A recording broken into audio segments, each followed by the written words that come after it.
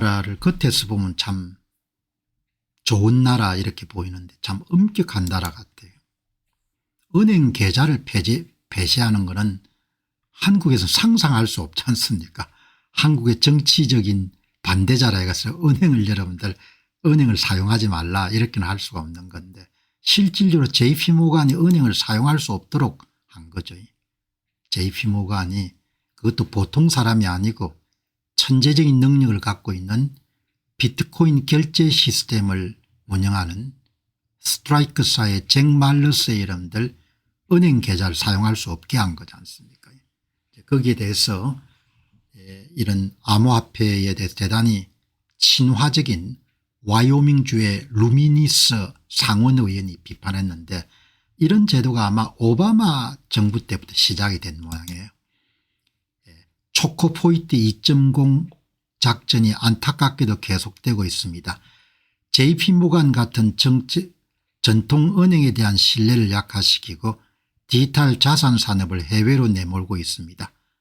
그러니까 아마 오바마 정부 때부터 그런 반대 의견을 갖고 있는 사람이나 이런 사람들에 대한 은행 계좌 동결이나 배제 같은 것이 아마 미국 사회에 그러니까 몇 번 말씀드렸지만 도널드 트럼프 대통령의 둘째 아들인 에릭 트럼프가 그렇게 이야기하 아버지가 첫 번째 임기에 물러나고 난 다음에 트럼프 일가가 은행을 사용할 수 없기 때문에 그때 암호화폐에 눈을 떴다 이런 이야기를 하지 않습니까?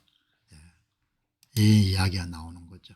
아마 이런 오퍼레이션 촉포인트라는 것이 오바마 정부 시절부터 그렇게 행정부의 정책 방향에 반대하는 그런 옹호자들을 탄압하는 수단으로 사용이 된 모양입니다. 어제 말씀드린 이 잭 말러스입니다. 할아버지도 유명한 은행가였고 천재적인 능력을 갖고 있는 인물 같습니다. 그런데 뭐 범죄자도 아닌데 JP모간 같은 미국에서 굴지의 은행이 은행 계좌를 폐쇄하는 것은 좀 그렇지 않습니까? 이해가 안 가죠. 그런데 믿거나 말거나 하는데 잭 말러스가 여러분들 이렇게 공개를 한 겁니다. 체이스에서 이런 보낸 편지를 맨 위에 딱 나오네요. 당신 계좌를 동결하겠다. 잭 말러스가 여러분들 이렇게 너무 자랑스러운 순간입니다. 너무 자랑스러워서 액자에 넣었습니다.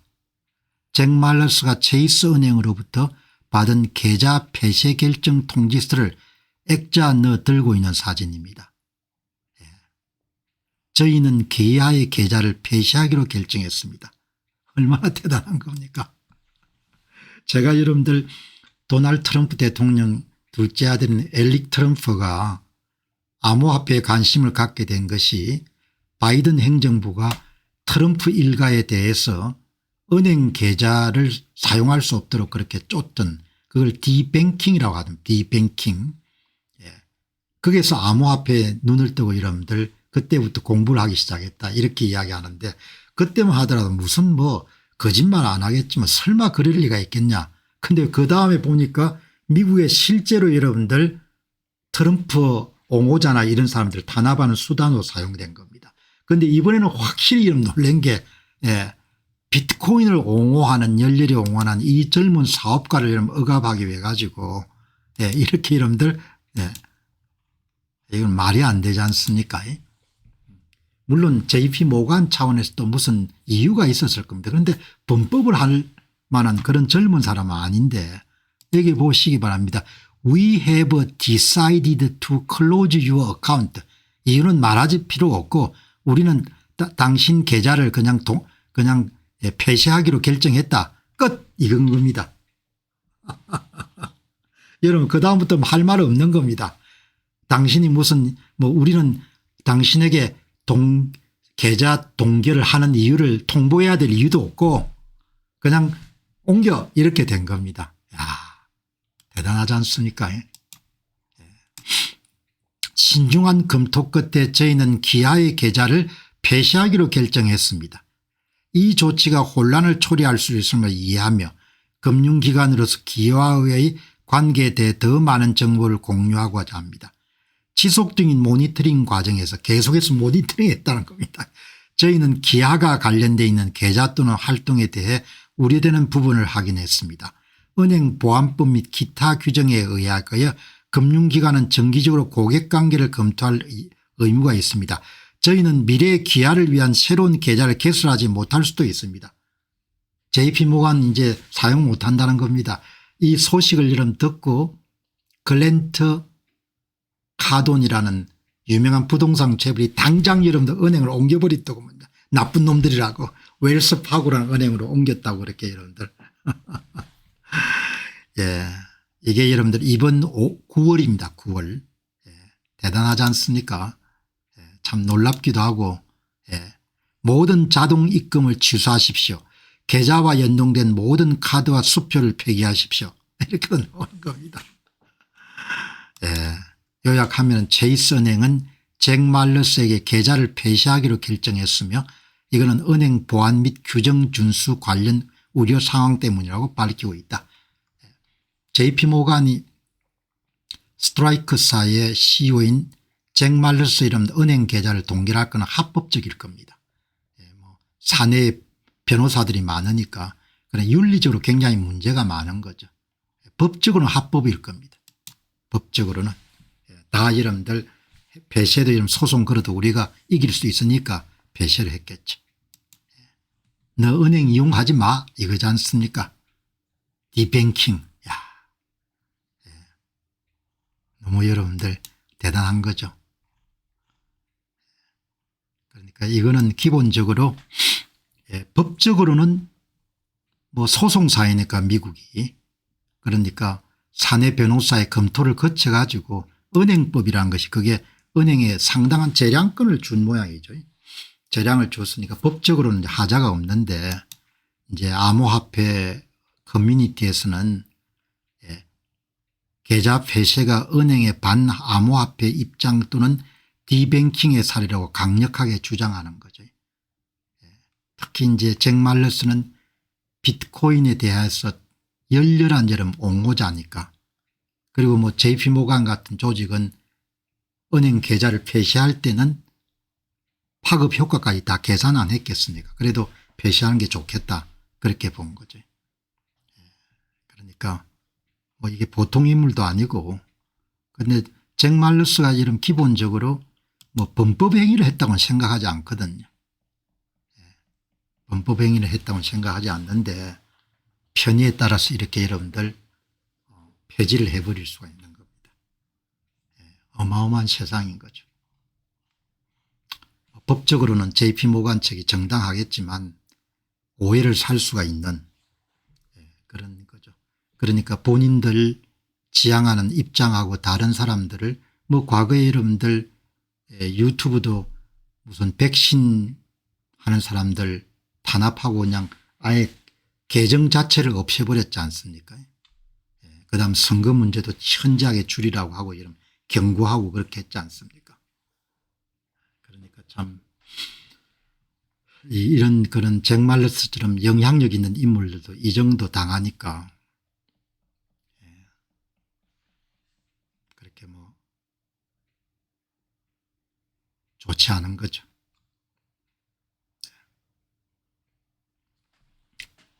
자, 여러분 이 보시죠. 이 방송이 내보내니까 어제 한 분이 아니 시사평론이 하지 코인 같은 걸 공 박사님이 왜 다룹니까? 이렇게 한 분이 남겼던데 코인 같은 거 그런 거가 아니잖아요. 그죠? 내가 많은 시간을 들여가 이런 방송을 할 때는 뭔가가 있으니까 방송 안 하겠습니까? 코인 같은 거 이런 게 아니지 않습니까? 그렇게 사람들이 참 무심하다는 생각이 들어요. 모르면 알려고 해야 될 것 같은데 코인 같은 게 코인 같은 걸 왜 합니까? 이렇게 이야기하는 겁니다. 그러니까 참 내가 여기 보시죠. 여기 이제 아무리 여러분들 노력하더라도 이걸 막을 수가 없을 겁니다. 왜? 시장이 선택을 하니까 사람들이. 테드 CEO가 참 괜찮은 말을 했네요. 파울로 아도이노 조선일보에 얼마 전에 인터뷰를 했죠. 예. 비트코인은 이 시련의 시간을 이겨낼 겁니다. 그리고 비트코인을 음해하려고 시도하는 모든 조직들은 실패하게 될 것이고 그리고 사라지게 될 것입니다. 왜냐하면은 그들은 사람들이 선택하려고 하고 있는 자유를 멈추게 할 수 없을 겁니다. 사람들이 모르기 때문에 여러분들 사지 않는 거지. 사람들이 알면 사는 거죠. 많은 사람들이 모르니까 지금 기회가 있는 거죠. 비트코인은 시간의 시험을 견딜 것입니다. 이게 시간의 실험이라고 여러분들 이렇게 번역이 되는데 The Test of Time을 시간의 시험. 비트코인을 약화시키는 조직들은 실패하고 먼지가 될 것입니다. 단지 그들이 자유롭고자 하는 사람들의 선택을 막을 수 없기 때문입니다. 사람들이 선택하면 막을 수가 없지 않습니까? 사람들이 그냥 무감각하니까 이런 막을 수 있지만 사람들이 악착같이 이런 대들면 막을 수가 없는 거죠. 이런 이야기를 테드 CEO가 이렇게 했네요. 자, 여러분 이제 오늘 제가 방송에서 MSTR 문제를 요즘에 최근에 많이 다뤘습니다. 한국의 투자자들은 비트코인 현물 ETF를 살 수가 없지 않습니까? 그래서 한국에 지금은 좀 뜸하지만 몇 달 전까지 미국 증시에 투자하시는 분이 비트코인은 노출시키고 싶은데 비트코인에 ETF를 살 수가 없으니까 대신해서 간접 투자를 마이크로 스트래티지의 MSTR 주식을 샀죠. MSTR 주식은 제가 여러 번 말씀드렸다시피 레버리지 투자입니다. 레버리지 투자. 그렇기 때문에 위험이 따릅니다. 그래서 제가 개인적으로 제안한 것은 비트코인 투자 100 가운데 10% 정도를 안 넘었으면 좋겠다. 그러니까 총 투자에서 비트코인 투자가 10%를 넘지 않고 비트코인 투자 10% 가운데 10%를 넘지 않아야 될 투자가 MSTR 주식이다. 이렇게 여러분들 이야기를 했지 않습니까? 여기 이제 그런데 이 비트코인 MSTR의 재무적 취약성에 대한 부분을 지적하는 사람들이 있거든요. 있으니까 위험이 많이 따르니까 그러니까 여러분들이 잘 보셔야 될 것 같습니다. 그런데 오늘은 한번 소개하고 싶은 것이 이 비트코인뿐만 아니고 비트코인 재무회사를 열렬하게 옹호하는 사람이 아담 리빙스톤입니다. 아담 리빙스톤의 밝은 면을 한번 보시기 바랍니다. 밝은 면. 그런데 어두운 면이 분명히 있는 투자입니다. 레버리지 투자니까. 레버리지 투자니까 항상 여러분들이 주목하셔 보셔야 됩니다. 오늘 홍돈벌님께서 재미나는 이야기 하신 저는 2017년부터 비트코인을 지켜봤는데 하락할 때는 하락하더라도 반등해서 상승할 때는 급격하게 반등해서 회복됩니다. 그런 이야기를 참조하시고 이 비트코인 재무회사가 갖고 있는 유용성을 가장 열렬하게 이런 옹호하는 인물 가운데 한 사람이 아담 리빙스톤이고 그다음 며칠 전에 아담 리빙스톤이 시뮬레이션한 결과 그러니까 현물 ETF에 투자했을 때 하고 그다음에 MSTR 같은 재무회사에 투자했을 때 수익성 비교를 여러분 보여드렸기 때문에 오늘 보시기 바랍니다. 비트코인이 수조 달러 규모의 글로벌 통화 시스템으로 성장하려면 단순히 개인이 보관하는 것만으로는 부족합니다. 자본 유입을 위한 유용성과 금융 아키텍처가 필수적입니다. 마이클 세일러가 구축하는 비트코인 정제소는 이게 이제 MSTR이죠. 변동성을 안정화하고 이를 기관들이 사용할 수 있는 신용상품으로 변환하여 비트코인의 잠재력을 전 세계 자본이 상호작용할 수 있는 통화 기판으로 확장합니다. 진정한 대중 채택은 일반인이 비트코인의 복잡한 기술을 알 필요도 없이 더 나은 수익과 저렴한 신용을 보이지 않게 제공함으로써 비트코인이 배경성으로 사라지는 순간에 달성될 것입니다. 여러분 그렇게 해서 이제 개발한 상품이 이 SDRC라는 상품이죠. 원금이 대략 보장될 가능성이 높으면서 연수익률을 10% 제공하는 이런 일종의 캡달 크레딧이라는 그런 상품들이 나오지 않습니까? 디지털 크레딧이라는 상품이 나왔지 않습니까? 물론 이 상품들은 주식 성격을 갖고 있기 때문에 위험도 분명히 따릅니다. 그러니까 발행 주체인 MSTR이 파산하거나 강제 청산을 당하는 그런 사건이 터지게 되면은 당연히 STRC 이름도 주주들도 손해를 볼 가능성이 높죠. 그러니까 원금 보장은 아닙니다. 원금 보장은 아니니까 주식은 원금이 보장이 안 되지 않습니까? 그래서 여러분들이 항상 이런 상품을 볼 때 저 방송도 들으시지만 동시에 개인적으로 별도로 조사를 하셔가지고 그렇게 신중하게 이렇게 대응하시는 게 좋지 않겠냐 이렇게 생각이 들거든요. 그러니까 여기 지금 이제 이야기하는 이 아담 리빙스턴 씨 주장의 가장 핵심 포인트는 뭔가 하니까 일부 여러분들 비트코인을 열렬하게 옹호하는 사람이 이야기하는 것처럼 그냥 순수하게 그대로 남아서는 안 되고 이렇게 디지털 크레딧 시장이 활성화돼야 그래야 제대로 여러분들 법용화될 수 있다 이런 주장을 이제 펼치는 거죠. 펼치는데 그런데 이제 기존 금융기관들은 반발이 심하죠. 왜냐하면 이런 상품들이 그동안 예대 마진을 이용해 가지고 좋은 수익을 여러분 거두는 그러니까 뭐 여러분 보시죠. 대개 JP모간이나 한국의 은행도 마찬가지지만 예금하면 돈 조금 주지 않습니까? 돈 조금 주는데 언젠가 여러분 한국의 한 투자가 이야기했죠. 코인베이스라는 미국의 이런 가상거래소에서 그냥 스테이블 코인만 예치하면 4% 준다고 이야기하기에 진짜 그렇게 하는지 원화를 달러로 바꿔가지고 여러분들 스테이블 코인을 산 다음에 테드나 서클 그걸 여러분들 이제 비트코인 코인베이스는 서클을 쓸 겁니다. 서클. 그러니까 서클로 만든 다음에 예치를 했더만 스태킹이라고 하죠. 예치를 하니까 진짜 4% 주더라는 겁니다. 그죠? 그러니까 그런 상품들이 전부 다 일종의 디지털 크레딧인 거죠. 신용이 창출된 겁니다. 스테이블 코인을 가지고 신용을 만들어 가지고 이자를 주는 것이고 비트코인 여러분들 신용을 이용해 가지고 이런 상품을 만드는 겁니다. 그러니까 이런 상품들이 기존 금융기관들의 수익 구조를 위협하기 때문에 이분들은 심각하게 여러분들 받아들일 수밖에 없는 거죠.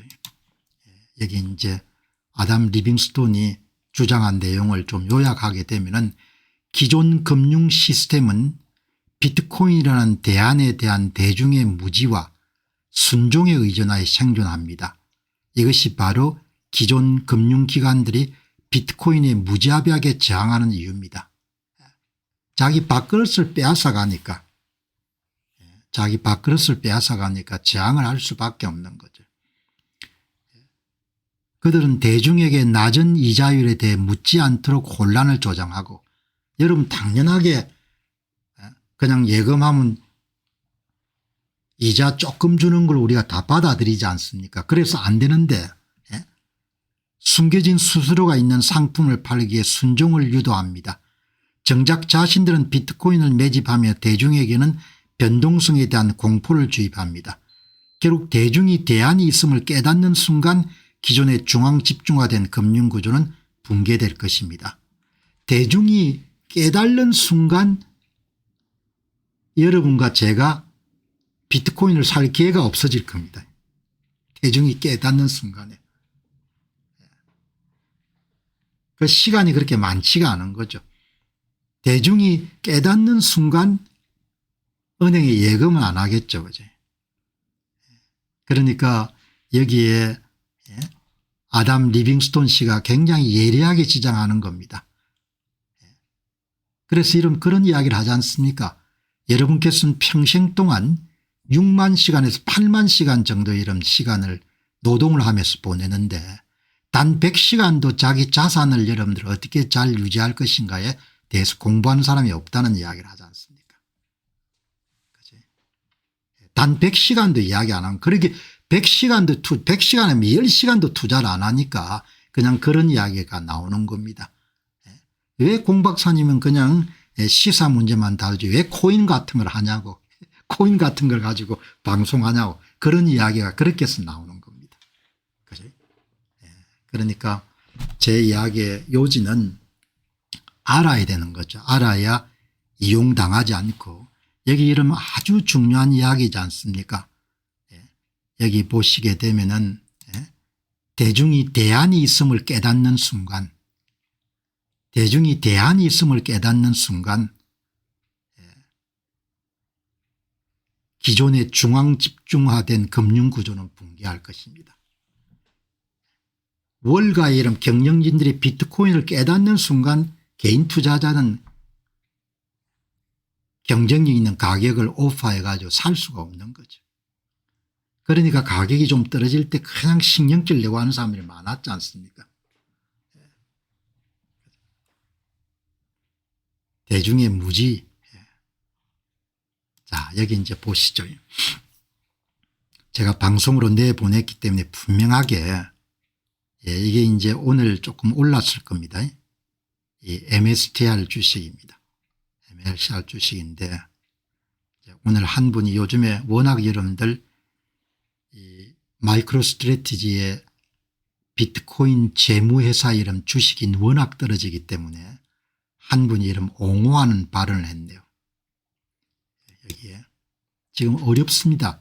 S&P는 투기 등급을 매기고 MSCI는 패시브 펀드 투자 기준이 되는 지수에서 암호화폐를 50% 이상을 이런 포함하고 있는 회사들 다 제외하겠다고 하고 JP모간도 그렇게 우호적인 그런 입장을 밝히지 않고 그래서 여기에서 미셰스 HODL이라는 분이 글을 썼는데 뭐 이분이 옹호하시는 분이니까 여러분 그걸 염두에 두고 읽어보시기 바랍니다.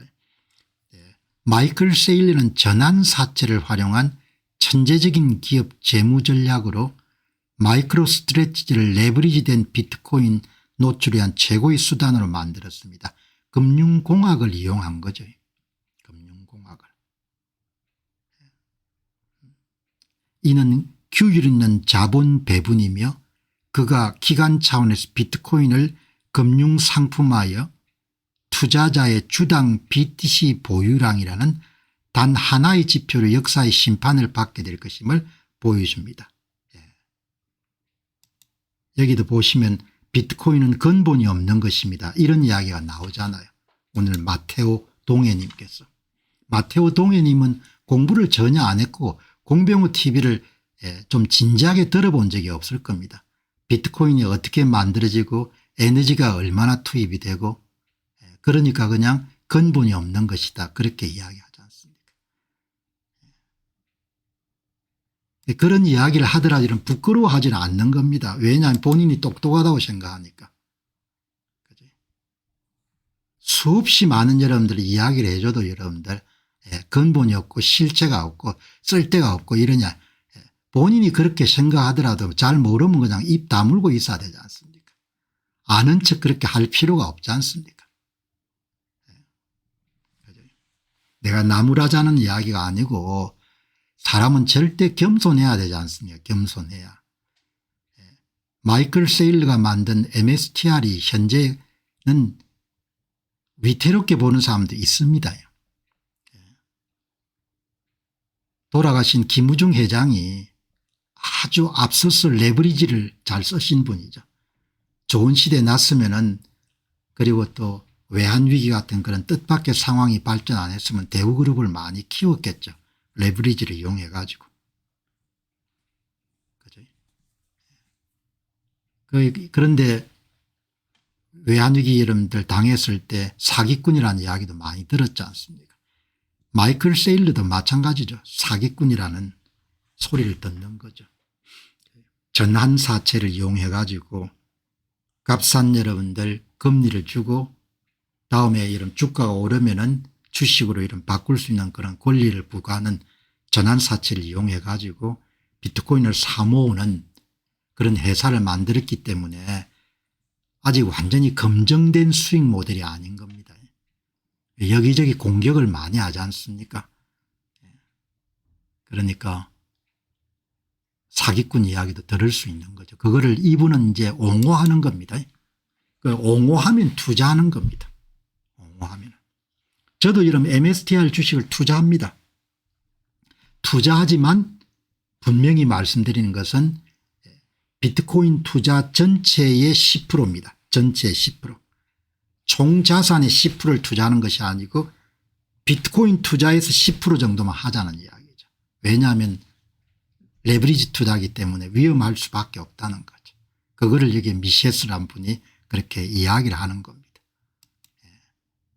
그러니까 이런 공론의 장에 와가지고 비트코인이 근본이 없는 것이다, 그런 이야기를 하면 안 되는 거죠.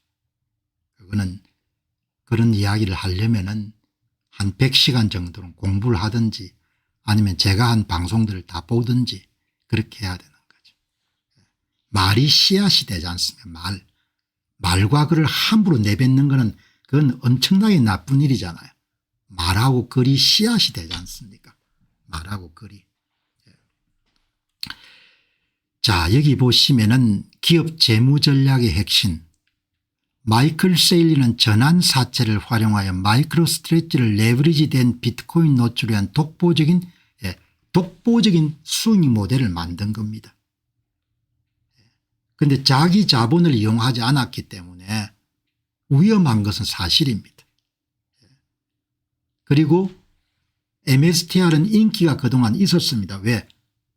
주식 시장을 통해 가지고 비트코인을 투자할 수 있는 방법이 다른 방법이 없었으니까.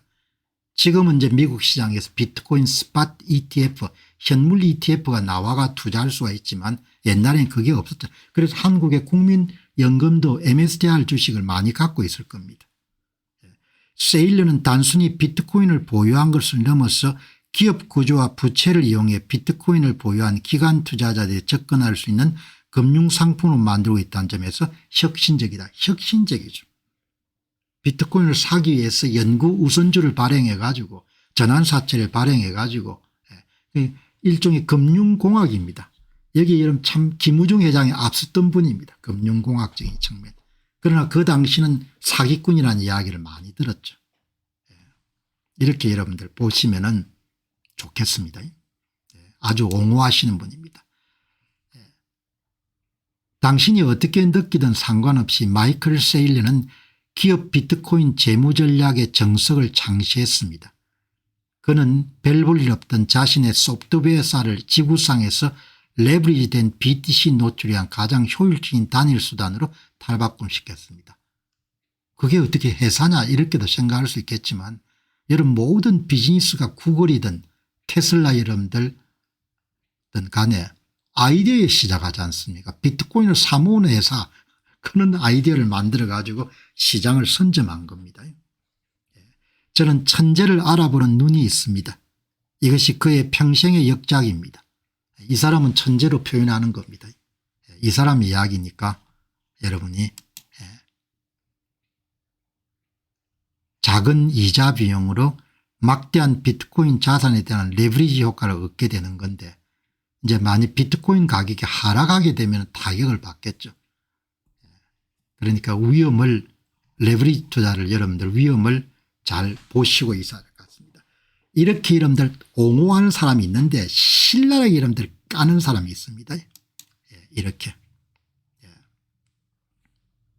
신랄하게 이런 마이클 세일러를 신랄하게 이런 비판하는 사람들도 있습니다.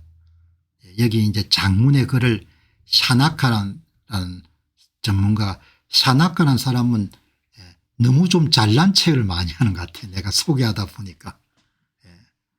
본인에 대한 너무 확신이 강한 사람 같아요. 여기 이제 보시면은 이제 지금 MSTR의 주가가 많이 빠지는 것은 이 사람 이야기, 샤나카라는 사람 이야기에 따르면은 그동안은 기관 투자자들이 주식시장을 통해서 비트코인에 투자할 수 있는 방법이 없었는데 대안인 ETF가 생겼기 때문에 하버드 대학이나 에모리 대학이나 아부다비 국부펀드나 이런 거가 옛날 같으면 MSTR에 투자했을 건데 이제는 블랙록이라든지 아크 인베스먼트에 비트코인 현물 ETF를 투자하게 됐다.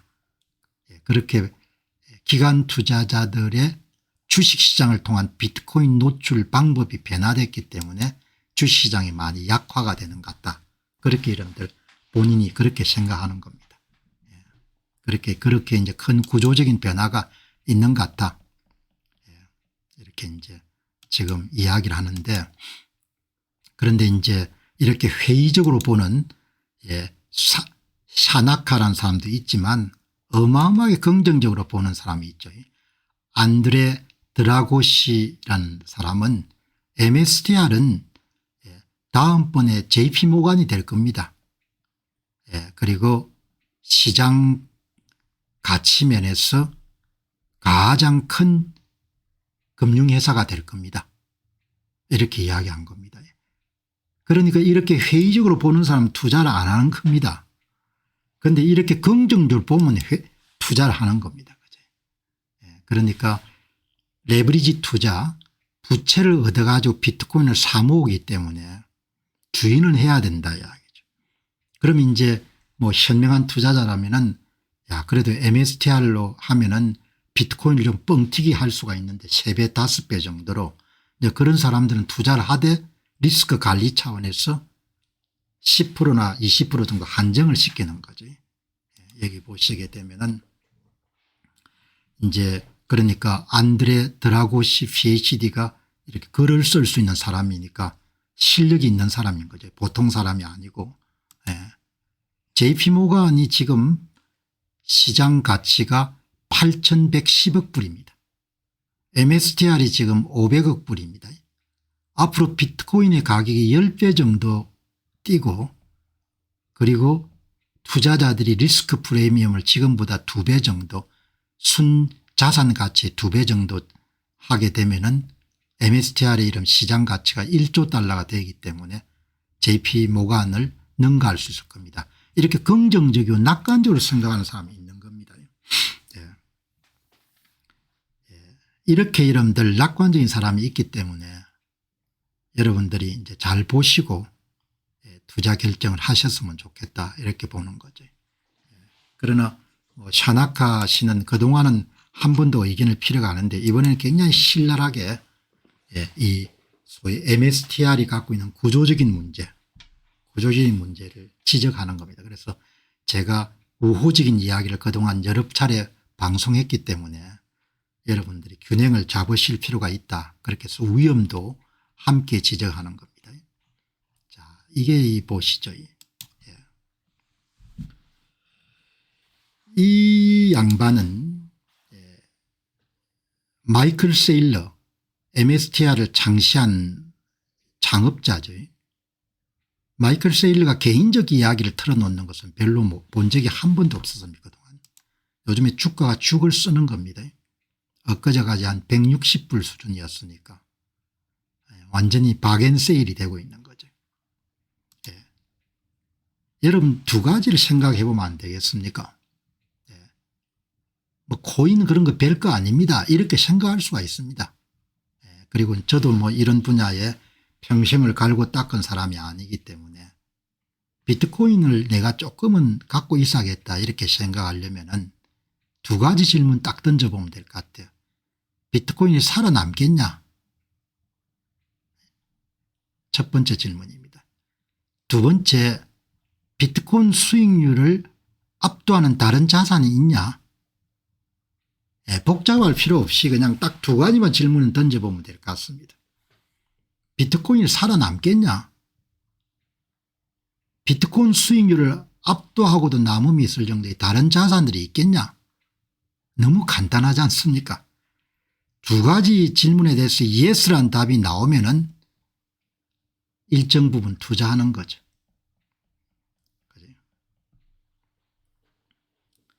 노가 나오면 투자하면 안 되는 겁니다. 조금 전에 공 박사님 비트코인 얼마나 투자하고 있습니까? 자기 자산 가운데. 저는 10%보다 조금 더 하고 있습니다. 그러나 제가 볼 때 변동성이 워낙 크기 때문에 방송에서는 10% 정도 안 넘었으면 좋겠다. 그렇게 10%도 굉장히 큰 숫자죠. 그렇게 이야기를 하는 겁니다. 저는 두 가지 질문에 다 yes가 나왔기 때문에 방송도 yes라고 이야기하는 겁니다. yes라고. 자산의 10% 정도면 견딜 수가 있지 않습니까? 자산의 10% 정도면 나중에 왕창 다 잃어버리더라도. 나는 확고하게 yes거든. absolutely 이러면서 yes인 겁니다. 비트코인을 살아남을 거다 이렇게 보는 거죠. 비트코인 수익률을 따라잡을 다른 자산이 없는 겁니다. 그래서 지금 투자하는 거죠. 그런데 비트코인 투자에 대한 노출을 생각한다면 한국에서는 현물을 사는 것이고 그다음 미국에서는 ETF를 사는 겁니다. 그리고 또 하나는 MSTR 같은 대표적인 비트코인 재무회사를 사는 겁니다. 그럼 그 비중을 어떻게 해야 되냐. 리스크가 있으니까 레버리지 투자니까. 그러니까 많이 안 해야 된다 이야기죠. 그래서 저도 투자를 하고 있지만 10% 이내인 거죠. 비트코인 투자 전체의 10% 이내. 그렇게 엄격하게 리스크를 관리하는 겁니다. 그런데 뭐 리빙스톤처럼 더 똑똑하거나 이런 사람들은 더 많이 하죠. 그런데 그냥 10% 이하로 하는 겁니다. 10% 이하. 10%까지도 안 하고 10% 이하로 하는 겁니다. 다들 MSTR은 현물 투자에 비해서 위험하다고 말하는데 사실이 그렇습니다. 그렇다면 얼마를 해야 하겠냐. 그래 한 10% 정도를 정하자는 이야기죠. 그런데 이번에 인터뷰를 하는데 사적인 이야기를 좀 털어놓는 겁니다. 마이클 세일가 실패할 수도 있습니다. 비트코인 가격이 오르면 실패하지 않을 건데 비트코인 가격이 오르지 않을 수도 있으니까 확률적으로 보게 되면. 마이클 세일가 한 인터뷰 가운데 사적인 문제를 털어놓은 인터뷰를 제가 처음 본 겁니다. 그럼 마이클 세일가 합니다. 왜 비트코인 사모으는 회사를 하게 됐냐. 이야기가 멋있네요.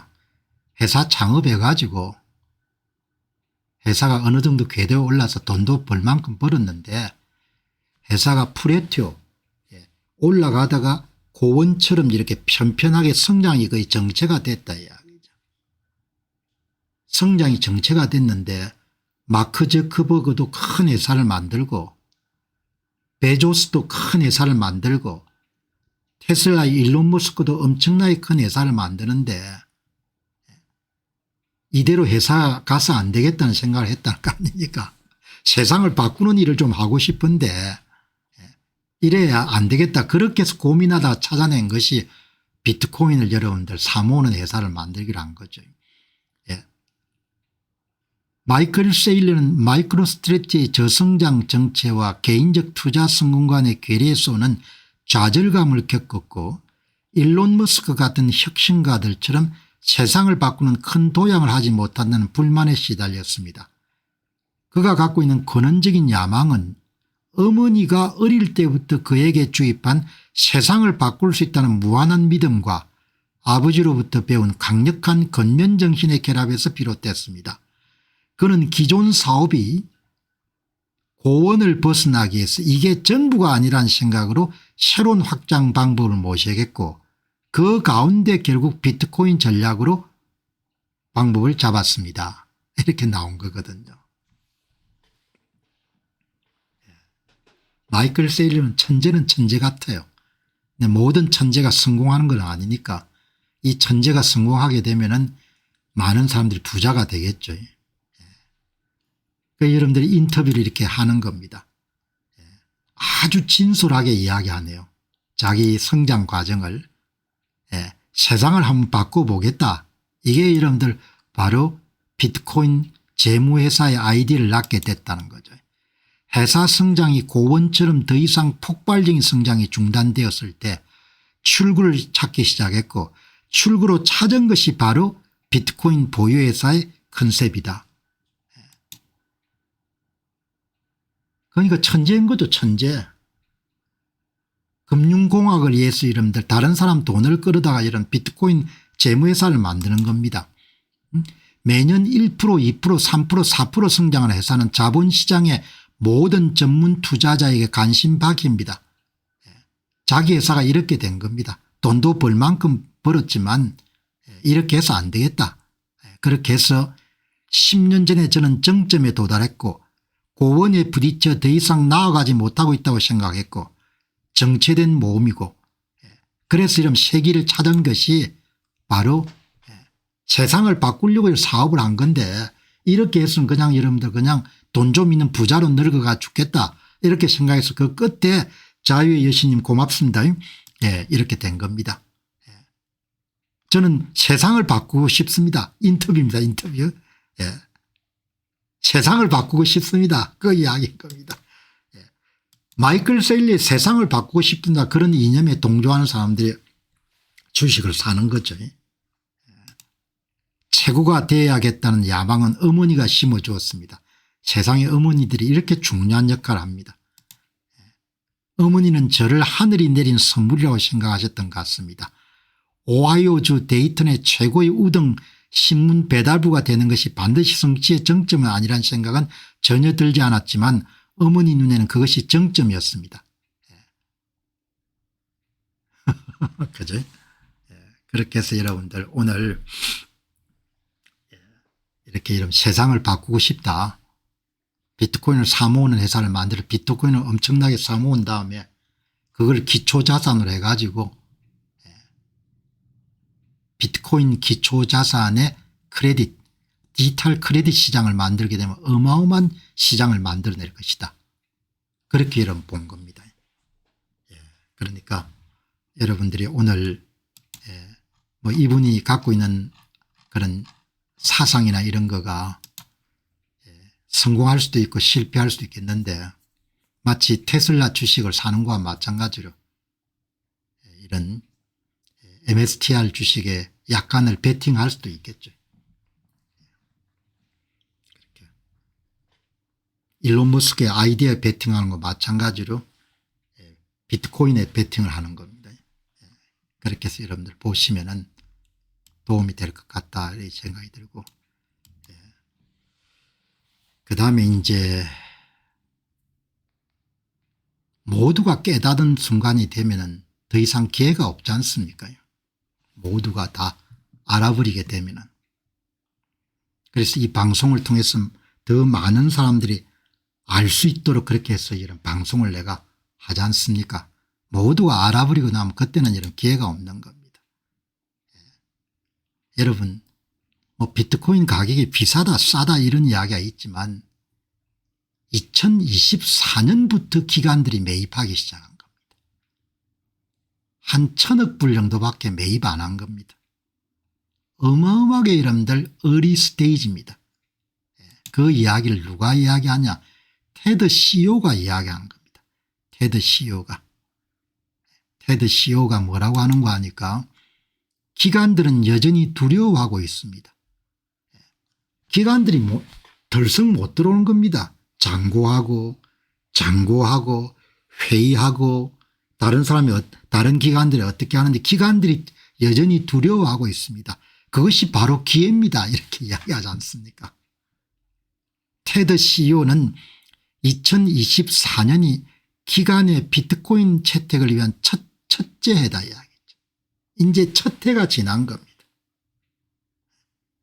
대부분 기관들은 비트코인이 문제가 있어서가 아니고 기관들은 느리게 움직이지 않습니까? 준비가 되지 않았고 이해가 잘 안 되는 겁니다. 그게 어떻게 돈이 되는지가. 그래서 남들이 하면 그다음에 뛰어들려고 하는 겁니다. 테드 CEO는 BTC는 세상의 혼란에 대한 해지 수단이 되어가고 있으며 유일한 진짜 실수는 그것이 어떻게 작동하는지 배우지 않고 무시하는 겁니다. 그래서 아까에도 그런 이야기가 나오지 않습니까? 비트코인이 무슨 근본이 없는 것이다. 그런 이야기가 왜 나옵니까? 모르니까 그런 이야기를 하지 않습니까? 비트코인 실체가 없는 거다. 그런 이야기 왜 나옵니까? 모르니까. 기관에 이런 투자자들 마찬가지입니다. 그것이 어떻게 작동하는지 배우지 않고 무시하는 것입니다. 아직 초기 단계에 있고 기관들은 여전히 신중합니다. 그래서 복인 거죠. 가격이 뭐 급등하고 급락하니까 그게 복이 되는 겁니다. 가격이 안정되면 여러분들 월렌 버핏이 다 사버리지 누가 사겠습니까?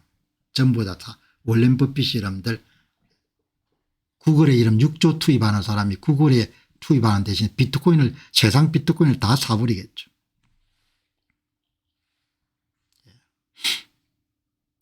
간격이 기회가 교육 병목 현상이죠. 아는 사람하고 모르는 사람이 다수고 아는 사람이 소수니까 여러분들 기회가 존재한다고 이야기하지 않습니까?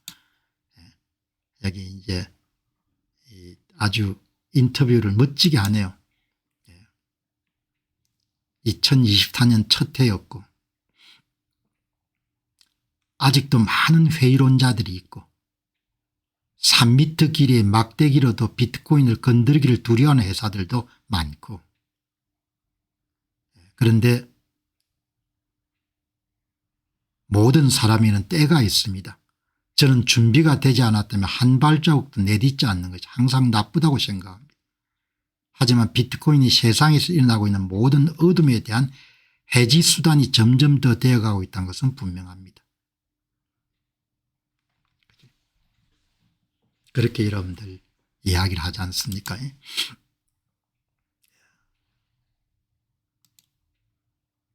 1천억 불 정도가 들어온 거죠. 거의 뭐 이 코끼리 비스켓 같이 이렇게 작은 돈입니다. 기관들이 움직이면 이렇게 여러분들 서서히 움직이는 거죠.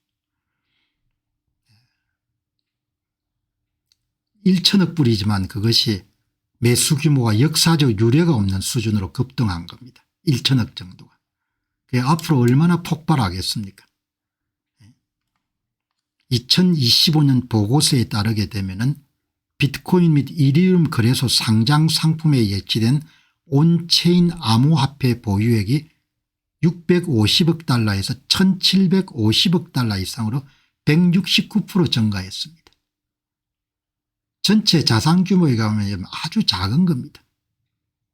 전체 자산 규모에 비하면. 그러니까 시작 단계란 거죠.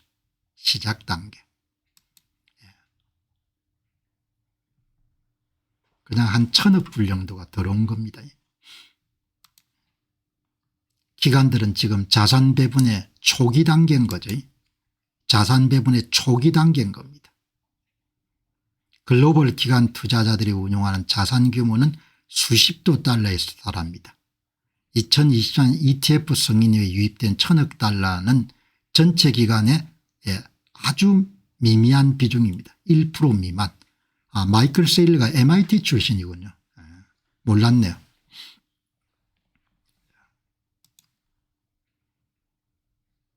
그러니까 뭐 여러분들이 이번에 가격 내려가면서 스트레스를 많이 받으셨겠지만 그냥 기관들은 항상 신중하고 느린 채택률이죠. 그게 개인들한테는 복인 겁니다.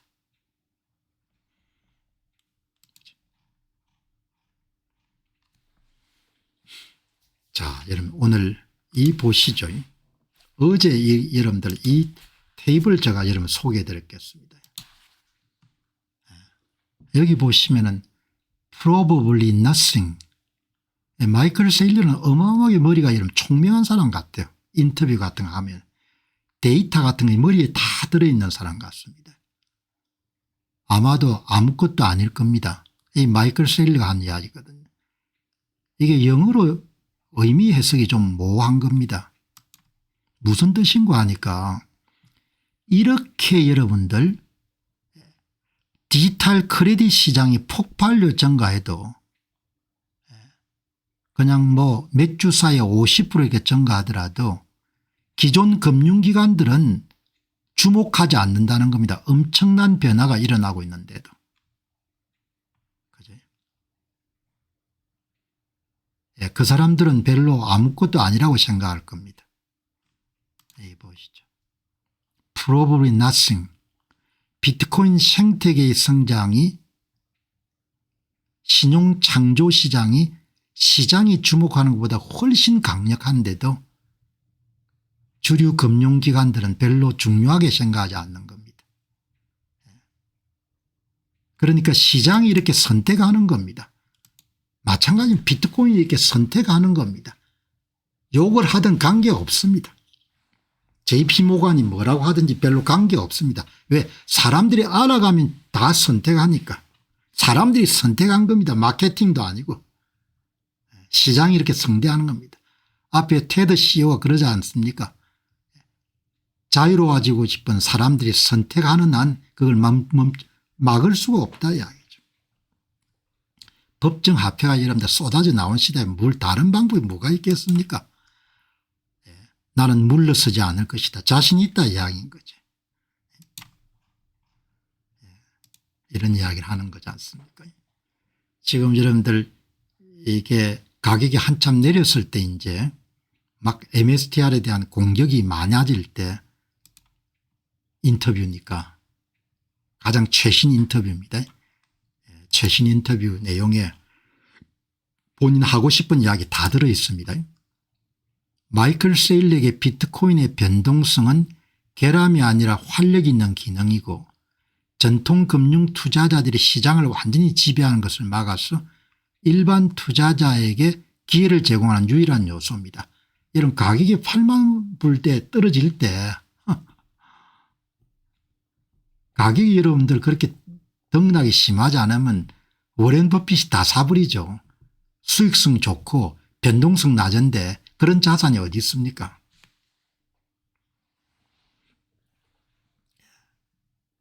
그런 이러한 변동성을 비트코인 창시자인 사토시가 충실한 투자자들에게 주는 선물로 규정하고 이 고성능 자산을 성공적으로 보유하려면 최소 4년에서 10년의 장기 투자 시계가 필수적이라고 강조한다.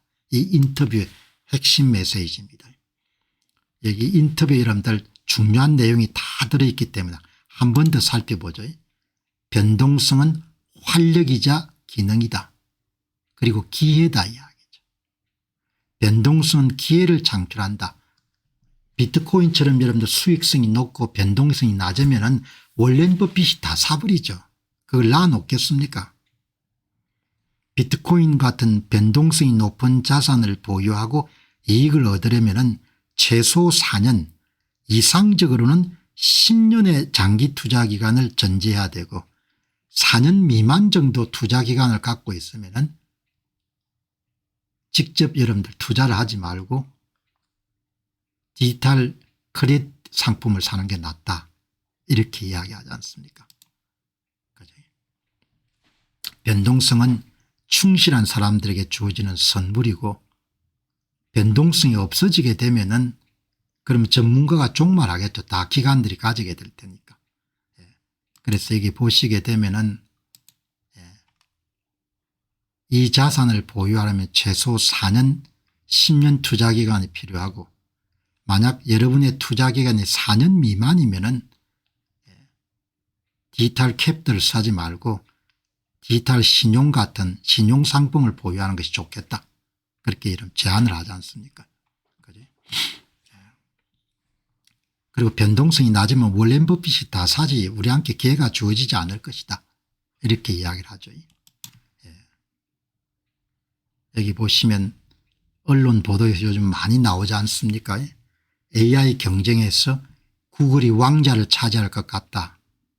구글이 플랫폼을 장악한 상태에서 AI를 좀 장착해 가지고 어마어마하게 날개를 달 것 같습니다. 그럼 여러분 한번 물어보시죠. 여러분 스스로에게 물어보시기 바랍니다. 향후 10년에서 20년 동안 구글의 수익률이 비트코인 수익률을 앞설 수 있겠습니까? 여러분 어떻게 생각하십니까? 구글의 수익률을 앞설 수 있다고 자신 있으면 구글 주식 사시기 바랍니다.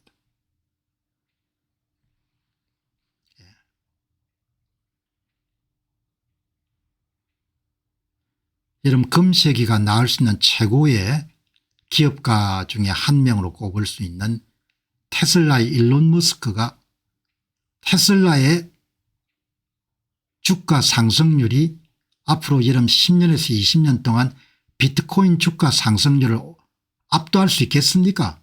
압도할 수 있으면 여러분들 테슬라를 사면 되는 거죠. 질문이 간단합니다. 앞에서 그런 이야기 드렸지 않습니까? 비트코인이 살아남을 거 아니냐. 첫째. 두 번째, 비트코인 수익률이 다른 자산 가운데 비트코인 수익률을 압도할 수 있는 것이 있겠냐.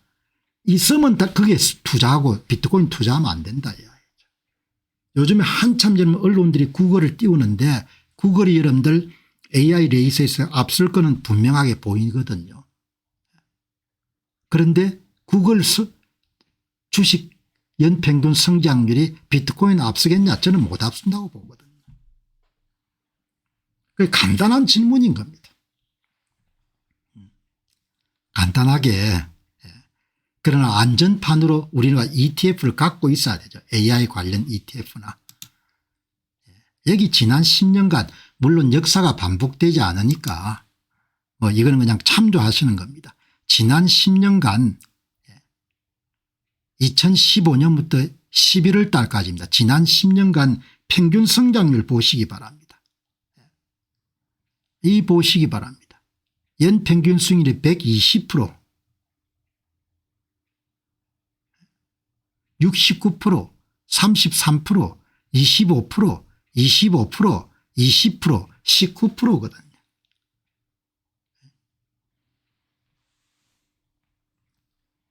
그게 제가 그런 이야기를 하지 않습니까? 그냥 매그니피센트 7 사는 것보다 그냥 반도체 섹터 투자해 놓는 게 훨씬 낫다고 이야기를 하지 않습니까? 물론 역사가 반복되지 않으니까 바뀔 수도 있죠. 자, 여러분 이제 오늘 마지막 주제로 관점을 한번 바꿔보죠. 아파트 가격은 여러분 계속 오릅니다. 그러나 법정 화폐 기준으로 아파트 가격을 보니까 오를 수밖에 없죠. 우리 봉급도 계속 오릅니다. 왜냐하면 이런 통화량이 증가하니까. 매그니피센트 7 이런 주식 가격도 계속 오릅니다. 왜 통화가 계속 이런 통화량이 팽창하니까 계속해서 다 오를 수밖에 없죠. 여러분의 노동의 대가인 봉급은 결국 제로에 가까이 접근하게 될 것입니다. 무슨 말입니까? 아니 내 봉급이 계속 오르는데 봉급이 제로가 된다는 이야기는 무슨 황당한 이야기죠? 비트코인 기준으로 이런 가격을 측정하게 되면 제로가 된다는 이야기인 거죠. 여기 여러분들 캐나다에서 활동하는 재무분석가인 라자손이라는 분 글 올린 거 보시기 바랍니다.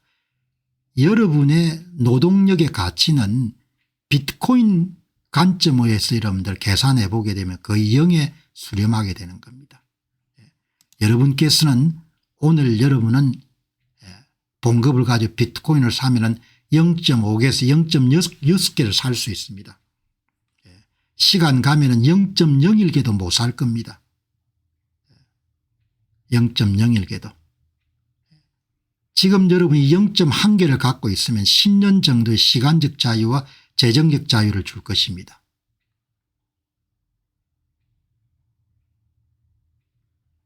그러니까 세상 사람들이 이야기하는 DCA 달러 코스트 에브리징 조금씩 적립식으로 사는 것도 괜찮은데 웬만큼 낮으면은 갖고 있는 돈이 있으면 좀 많이 사고 그다음에 적립식으로 사라는 거 이야기인 거죠.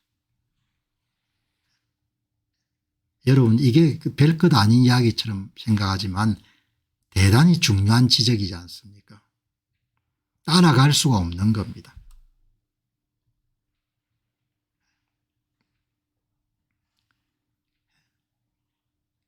별것 아닌 것처럼 하지만 여러분 얼마나 깊은 통찰력이 있는 글입니까?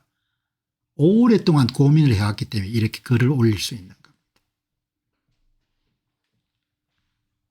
노동력 가치는 계속 들어겠지만 자기가 갖고 있는 이런 비트코인 자산 가치는 계속 올라갈 거 아닙니까? 당신이 적립식으로 계속 사모으는 동안 가격은 천정부지로 올라버릴 수 있겠죠.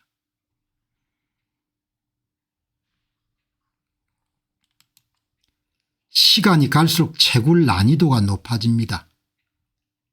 채굴에 참여하는 컴퓨터가 증가하면 할수록 문제를 풀어야 되니까 채굴에 참여하는 컴퓨팅 파워를 해시레이트라고 그렇게 부르는데 블록 생성 속도가 빨라지게 되는데 이걸 10분에 맞추기 위해서는 난이도를 올려가지고 균형을 유지할 수밖에 없는 거죠. 채굴에 참여하는 컴퓨터 파워 해시레이트가 여러분들 높아진다는 이야기는 그만큼 비트코인의 이런 보안이 더 튼실해진다는 거죠. 해킹 가능성이 점점 더 많아진다는 겁니다. 이 보시기 바랍니다. 칼맹거 보시기 바랍니다. 난이도가 이렇게 올라가는 겁니다.